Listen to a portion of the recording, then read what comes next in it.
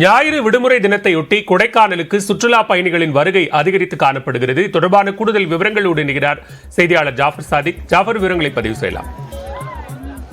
நிச்சயமாக பாலா, மலைகளின் இளவரசி என்று அழைக்கப்படும் கொடைக்கானலுக்கு வார விடுமுறையை முன்னிட்டு காலை முதலே தமிழகம் மட்டுமின்றி கேரளா, ஆந்திரா, கர்நாடகா உள்ளிட்ட வெளிமாநில சுற்றுலா பயணிகளின் வருகையானது அதிகரித்தே காணப்படுகிறது. குறிப்பாக வனப்பகுதிகளில் இருக்கும் சுற்றுலா தலங்களான மோயர் சதுக்கம், குணா குகை, பசுமை பள்ளத்தாக்கு, தூண்பாறை, ரைமாக்காடுகள் உள்ளிட்ட பல்வேறு சுற்றுலா தலங்களில் மேகக்கூட்டங்களின் நடுவே தெரியும் இயற்கை எழில் கொஞ்சம் காட்சிகளையும் மலைப்பகுதிகளில் தவழ்ந்து செல்லும் மேகக்கூட்டங்களையும் சுற்றுலா பயணிகள் கண்டு ரசித்து வருகின்றனர்.